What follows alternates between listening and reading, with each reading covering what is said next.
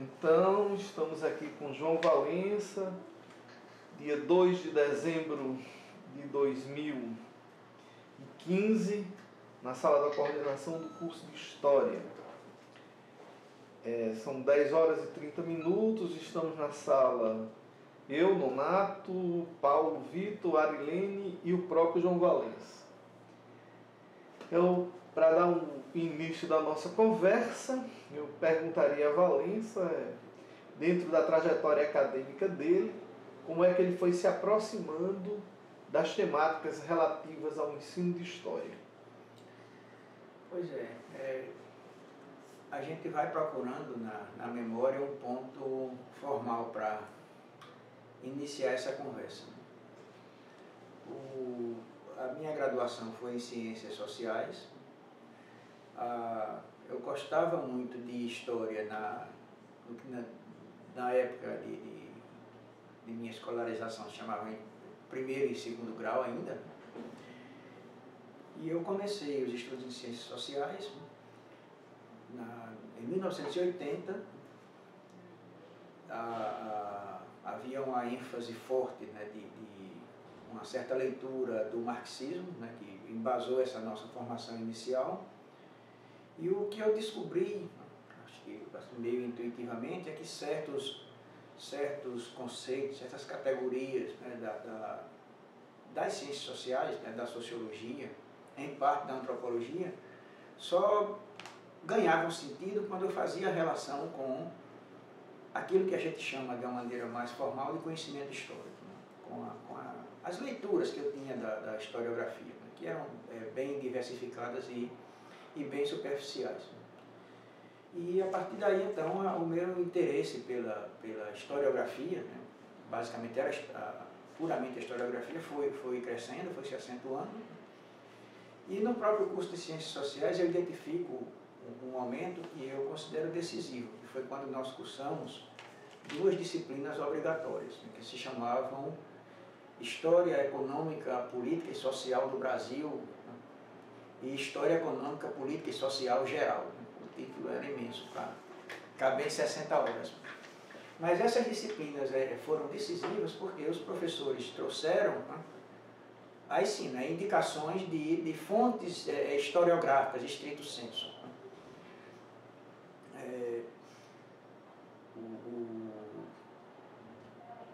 Por exemplo, a partir de História Econômica, Política e Social do Brasil foi que eu fui ler Sérgio Buarque de Holanda, foi que eu fui ler Emília Viotti da Costa, né? Caio Prado eu já tinha lido, né, pelo viés da sociologia, enfim, né? E aí essa aproximação com a história foi se intensificando. Quem eram os professores? O professor de História Econômica Geral era Jaci, né? Um professor assim muito simpático, muito amigo do aluno, sabe? E assim, que nos dotava de bastante autonomia, né, para estudar, né? E a professora de História Econômica e Política do Brasil foi Márcia Lemos, né? Márcia Lemos, tá certo? E também nos trouxe uma proposta considerada bem avançada naquela época, né? E assim, nos trouxe textos sobre colônia, né, sobre império, coisas que a gente só conhecia a generalidade, né, ou na experiência anterior didática, ou nas análises de sociólogos, né. Então aí foi assim, a minha porta de entrada na historiografia, estrito sensu. Fim do bacharelado, aí eu fui para a licenciatura. Fim da licenciatura, não havia concurso para professor de sociologia, né. Havia uma portaria do MEC que autorizava, né, que os licenciados em Ciências Sociais e Filosofia podiam prestar concurso para ensinar História no primeiro grau, né. E aí, acho que você também entrou nessa brecha legal, né? E também havia das licenciaturas curtas, né, nessa época. Quem terminava Ciências Sociais podia fazer concurso para História, para Geografia, né, para História e para Geografia. E aí eu passei a ensinar História no primeiro grau, né, e eventualmente no segundo grau. Isso em que ano você começou? Eu comecei a lecionar em 1988. Na verdade, somente nesse ano eu assumi turmas de segundo grau em História, por conta da licença de um professor da escola em que eu atuava. Mas toda a minha experiência no primeiro grau foi no segmento de quinta a oitava. E basicamente sétima e oitava, né? Geral. Durante acho que um ano dos 5 que eu passei no estado, eu ensinei Brasil, quinta e sexta. E quando eu fui para o município, aí sim, eu ensinei Brasil e geral. Mas ao longo desses 5 anos era sétima e oitava que você via geral antiga e medieval e geral moderna e contemporânea. Primeiro na sétima, depois na oitava. E assim, a minha entrada no campo da história foi então pela via do ensino. Pela via do ensino. Ocorre que, concomitantemente, né, um ano antes, como eu já era bacharel, eu tinha entrado no mestrado em Educação. Né, apresentei um projeto, né, eu pensava em estudar a formação dos professores que então se chamava de primeiro grau menor, né, primeira a quarta série, nos cursos de profissionalizantes do magistério. Essa ideia foi assim, considerada irrelevante por um determinado grupo que existia lá no mestrado em Educação. E eu fiquei assim meio que perdido, né? Porque o que é que eu vou fazer do meu mestrado? Eu tinha uma ideia tão... E aí encontrei um outro grupo, né? Que me pôs uma mosca azul atrás da orelha. Por que é que você não pensa na sua experiência de professor de História? E aí eu achei a ideia interessante, mas por outro lado isso me trazia à tona, né, uma frustração que eu tenho até hoje. Eu tenho 3 frustrações, né? A primeira é não ter feito graduação em História. A segunda é não saber tocar nenhum instrumento musical. E a terceira é ter me tornado na infância torcedor do América e não do Alecrim. Mas aí nunca fui muito de virar casaca, né? Então me trouxe isso, né? A questão, não, será que eu tenho... Né? Bom, e aí fui, né? Desenvolvi esse projeto no mestrado, eu fazia procurava fazer uma análise dos livros didáticos da 7ª série, dentro daquele referencial que estava assim dando seus últimos suspiros como, né, uma espécie de discurso único para um certo segmento da academia, né, que era o marxismo. Defendi minha dissertação, né, em 1992, né? No final desse ano eu fiz concurso para o UFRN, para o Departamento de Educação. E nessa dissertação que você fez, quais foram as descobertas que Isso, deixa eu voltar um pouco, porque durante a licenciatura, né, existia um grupo lá na pós-graduação em Educação que tinha um projeto, né, de assessoramento a uma escola, né, aqui de primeiro grau menor. Né? Hoje é o ensino fundamental 1. E eu fui convidado, né, por esse grupo, né,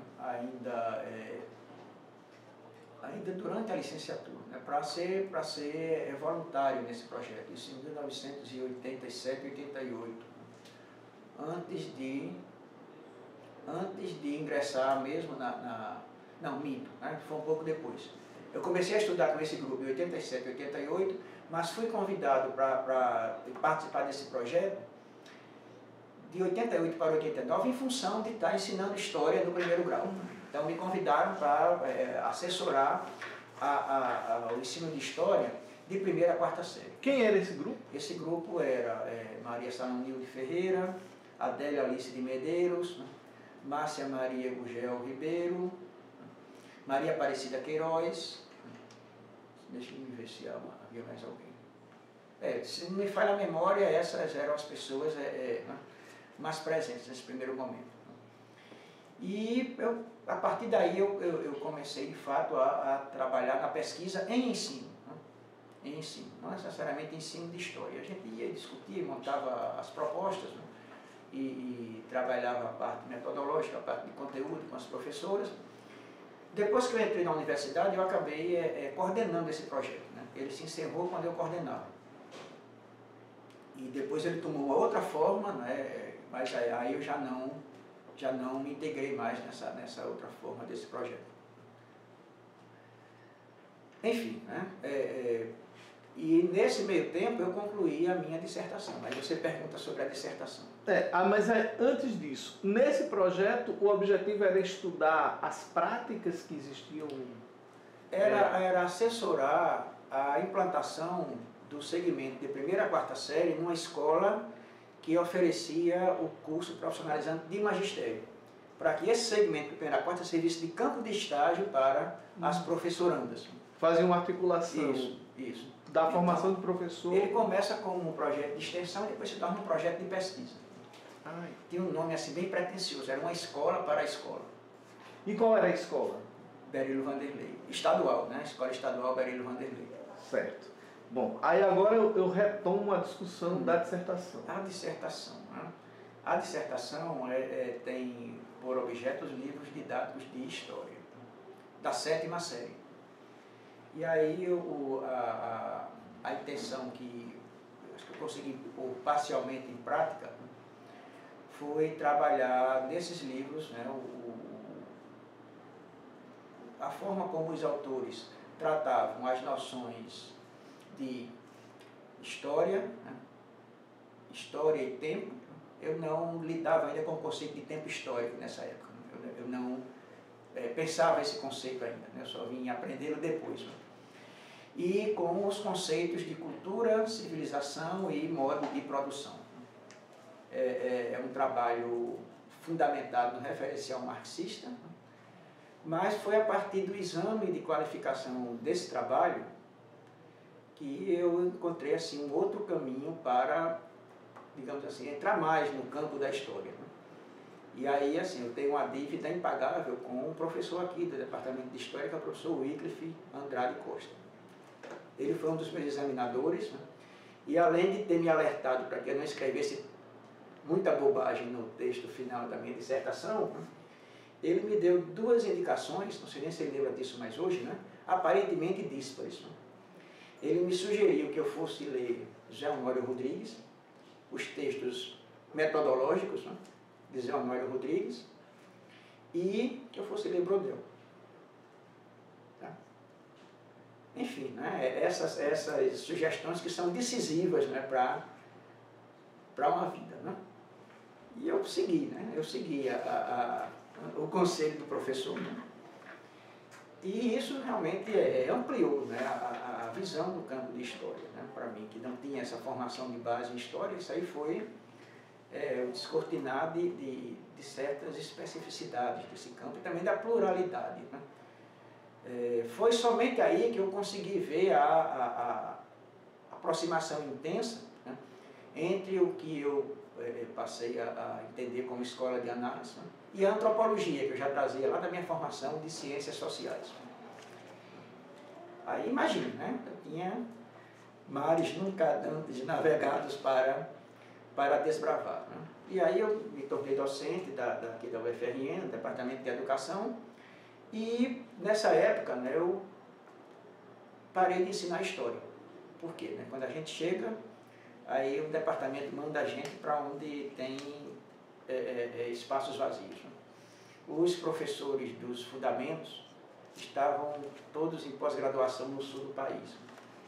E aí eu fui designado para trabalhar Sociologia Geral e da Educação no curso de Pedagogia.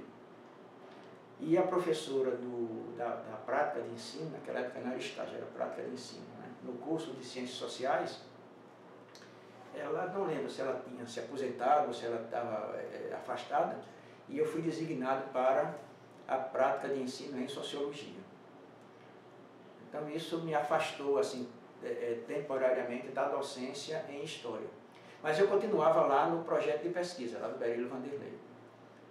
E a minha reflexão sobre o ensino de História, então, se moveu do que a gente chamava de primeiro grau maior, 5ª a 8ª, para o primeiro grau menor, 1ª a 4ª série, de onde eu não saí mais até hoje. Né? E uma vez na UFRN, aí foi o momento de pensar no doutoramento. O mestrado em educação ampliou o programa para oferecer o doutoramento. E aí eu já pensei num projeto de doutoramento que levasse, que tomasse por referência essa experiência de pesquisa lá na escola do primeiro grau, lá no Berilo Vanderlei. Você defendeu a dissertação em 88? Não, eu defendi a dissertação em 91. 91? Não, 92. 92. E entrei na universidade, fiz concurso em 93. Certo. Aí, a sua tese, então, né? Você já entrou... Isso. Eu entrei no doutorado em 94. Assim, houve uma pressão muito forte, né, no departamento, porque precisava qualificar o corpo docente, né? E esses modelos de avaliação estavam sendo iniciados. E aí eu ingressei no doutorado em educação em 94 e concluí em 98. Aí o que é que você estudou nele? Isso. Né? Bom, aí a tese de doutorado foi assim, uma primeira tentativa de construir uma síntese dessa minha trajetória. Né? Foi pensar em propor e executar um programa de ensino para o 4º ano, nucleado pelo conceito de cultura, né? E aí vem a minha formação em antropologia, né? Mas cujo objetivo fosse despertar na meninada a noção de historicidade. E assim, eu acompanhei, né, uma turma durante um ano inteiro. A gente planejava com a professora, ela conduzia as situações de aprendizagem, eu fui fazendo um registro etnográfico dessa. Né? E daí surgiu esse trabalho. E, assim, quais são as contribuições desse trabalho que você entendeu? O que é que você descobriu dele? Ou nele? Com isso. Ganhou mais ênfase, né, a importância que tem até hoje. Eu me coloco entre esse grupo de professores que consideram decisivo, né, a formação dos conceitos, né, o desenvolvimento do pensamento conceitual, do pensamento teórico, desde os primeiros anos da escolaridade. Né. Isso aí foi algo que, se eu suspeitava, né, eu passei a ter mais convicção. A possibilidade, né, de aproximar o conhecimento histórico escolar do cotidiano das crianças e de ressignificar esse conhecimento histórico escolar e de também promover o gosto pela história, né, desde os anos iniciais. E também a gente aprende com os percalços, né, da pesquisa. Né? Vai registrando experiências que vai desenvolver depois lá na frente. Aí sim, mas assim, o ganho efetivo é que quando eu voltei, aí eu assumi o ensino de História no curso de Pedagogia, em 1999, e permaneço por lá até hoje. A partir dessas suas orientações, você fez um mestrado, fez um doutorado, entrou na universidade e passou a orientar também. Sim. Essas suas orientações, elas foram ampliando essa sua constituição de um campo relacionado ao ensino de história. Eu gostaria que você falasse um pouco dessas orientações, com as suas pesquisas, e como é que você foi constituindo, na verdade, esse campo do ensino, né? Quando se pensa em campo do ensino de história, o que é que se quer dizer exatamente com isso? Os grupos de pesquisa formalmente instituídos hoje... Um grupo de pesquisa ou um grupo de trabalho, mesmo que não seja formalmente um grupo de pesquisa, mas que tem uma diretriz, um determinado caminho que está interessado em entender o que é efetivamente o ensino de história. Isso. Essa sempre foi uma preocupação minha. Por outro lado, eu penso que eu nunca fui um pesquisador estrito sensu. A minha auto-identificação profissional como professor de história. A militância nesse campo certamente se faz por alguns autores de trabalhos que eu orientei. Né? São pessoas que estão nos eventos, estão produzindo artigos, né? Estão na docência. Né? mas particularmente eu nunca fui uma pessoa de presença constante, né, nos eventos científicos. O meu lugar de referência sempre foi a sala de aula. E é nesse trabalho docente que eu penso que tenho trazido alguma contribuição para o campo de ensino de história, principalmente na formação de professores de história para os anos iniciais do ensino fundamental. Formação para a docência, né, muito mais do que formação para a pesquisa. Nisso eu tenho, acho que, constituído, né, um certo saber experiencial, né, que está, a sua formalização em produtos de pesquisa se encontra assim, de forma bastante esparsa e fragmentada. E as suas orientações? As orientações, né? Eu cheguei a orientar cerca de uma dúzia de trabalhos na pós-graduação em educação, quatro doutoramentos e 9 ou 10 mestrados. Né? Devia ter trazido a listinha. Vamos abrir o lápis. Desses trabalhos, né, 4 especificamente foram sobre o ensino de história. O primeiro deles, né, o autor, buscava construir a relação entre as teorias da história e a atuação, né, docente do professor de história. Né? Buscava explicitar essa relação. Um outro foi no segmento da educação infantil. A professora, a autora, buscava trabalhar as temáticas. Você quer que eu diga? As pessoas. Né? Bom, o primeiro trabalho foi do Éden Lemos, né? Em que ele trabalha as teorias da história e a atuação dos professores de história. O segundo, né, eles não estão na ordem cronológica, né? O segundo, até porque o segundo e o terceiro foram simultâneos. O segundo foi esse de Annalise Vitor. Ela vai trabalhar as temáticas históricas na educação infantil, a partir do conceito de identidade. E um outro, né, simultâneo a esse, é o do Paulo Aimar Souto, em que ele problematiza a formação tardia em serviço de professores de história, né, de primeiro e segundo graus, no interior de Sergipe.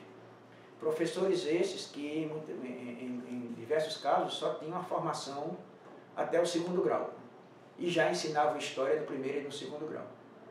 Então ele vai trabalhar, a partir de um grupo de sujeitos, ele vai trabalhar a formação desses professores, as suas concepções de história e de ensino, e foi um trabalho bastante profícuo. E por fim, né, eu orientei um outro trabalho do Diego Chacon, em que ele tematiza os saberes docentes dos professores de história. Também professores de escolas do interior do estado. Então, desses trabalhos aí já surgiram, né, outras pesquisas e alguma produção científica, né, em obras coletivas, em eventos, em anais de eventos.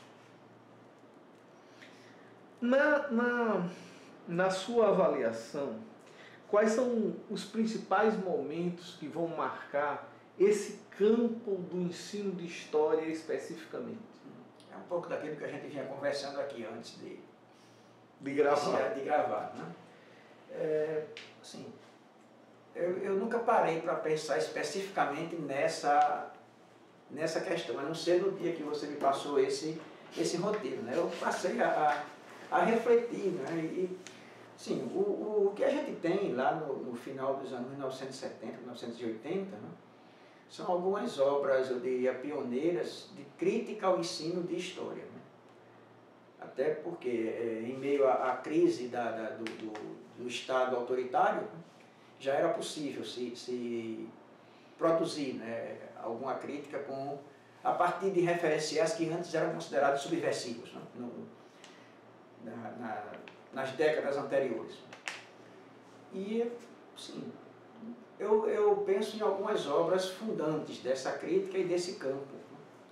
Uma delas é a obra coletiva da Vavi Pacheco, da Helenice Ciampi, da Conceição Cabrini, acho que tem mais duas autoras que eu não recordo agora, embora esse livro seja atribuído sempre a Conceição Cabrini, que na época era bolsista, né? Depois tornou-se uma pesquisadora, né, importante no campo, né? Mas na época ela era bolsista, né? E dada a democracia que eu imagino que existia no grupo, né, os autores foram listados em ordem alfabética. E esse livro, Ensino de História Revisão Urgente, é atribuído hoje a Conceição Cabrini, né? Eu penso que essa é uma das obras fundantes, né, dessa crítica e desse campo, né? Temos outras, o Jaime Pinsky, O Ensino de História e a Criação do Fato, né? Para mim, que não tive a formação em História, né, a leitura desse livro foi assim, muito reveladora. Existe um outro sobre livro didático, cujo autor eu não lembro agora. Algum tempo depois, acho que o Marcos Silva, né, a História, o Prazer, Ensino e Pesquisa, né? Um livro também bastante provocativo. A partir dessas críticas ao ensino de história que vai se aglomerando, vão se aglomerando os pesquisadores, né, interessados na temática, para constituir um grupo, ou grupos, né, que gravitam em torno desse objeto, que é o ensino de história. E depois você foi tendo acesso a outros momentos? Depois, acho que você foi quem me apresentou a obra, né, depois a pessoa de Cícero Bittencourt, né? E a professora Cícero hoje, digamos assim, é uma referência central, né? Inclusive para o trabalho que eu desenvolvo lá na graduação de pedagogia. E também para o meu trabalho que eu já exerci, eu já não estou mais na pós-graduação, como orientador. E ela foi útil em que especificamente, a obra de Cícero? Em pensar a história a partir do ensino. Pensar o conhecimento histórico a partir do ensino. E assim, pensar nos vários domínios, né? Os materiais didáticos, o livro didático, a profissionalidade, os documentos curriculares, né? A formação de conceitos, né? Ela consegue, né, combinar tudo isso numa síntese, né, que torna a obra dela, assim, pelo menos central como referência para o trabalho que eu desenvolvo. Você falou das coisas boas e agora eu pergunto das dificuldades para a constituição desse campo do ensino de história. No presente ou no passado? Nessa sua trajetória, né? Quais foram... Você mostrou momentos em que você descobriu conceitos, descobriu Sim. autores, descobriu referências. Mas eu queria que você apontasse algum momento em que você foi tendo dificuldade também no trato desse objeto. Se existiu esses momentos, se existiram conflitos, se existiram... Assim, como eu sou um personagem um tanto quanto intermitente nesse campo, né, eu diria que as dificuldades foram mais de me apropriar de alguns referenciais que, né, eu já os fiz tardiamente, né, por conta talvez de uma formação inicial em história, né, na pesquisa histórica. Mas, e hoje, considerando os recursos que nós temos de divulgação, né, de mídias, eu penso que nós temos mais facilidades do que dificuldades na constituição desse campo. E as dificuldades iniciais, né, pensando assim para uma mudança nas perspectivas do ensino de história, né, nos primórdios era a questão política mesmo, né, de romper ainda com uma certa mentalidade autoritária, né, tanto do viés político quanto do viés acadêmico, né, talvez algumas mentalidades fossilizadas, né, na universidade, nas escolas, a dificuldade que muitos docentes apresentam em mudar a sua postura, né, as suas concepções e as suas práticas, né. Essa é uma dificuldade inerente ao campo do ensino, né, que não necessariamente são dificuldades da pesquisa, né. Aí pode se tornar em problemas de pesquisa. Nesse campo que você se apropria, que já orientou trabalhos, que já estudou, você tem identificado disputas teóricas no âmbito do ensino de história propriamente dito? Sim, essas disputas, né, a gente, pelo menos eu tenho identificado muito mais como algo residual, né? Ou pelo estudo dos autores, ou às vezes nas conversas de corredor, né? Que às vezes são disputas teóricas, mas às vezes também são disputas de poder, né? Nas instituições, na própria academia, né? Que às vezes opõem pessoas que têm elementos convergentes, mas os põem em campos opostos, né? E essas disputas também têm resultados, eu diria que positivos, né? Na medida em que se produz conhecimento. Por outro lado, elas às vezes essas disputas geram discussões irrelevantes e que muitas vezes são levadas para o lado do relacionamento pessoal entre colegas, né? Que, enfim, né?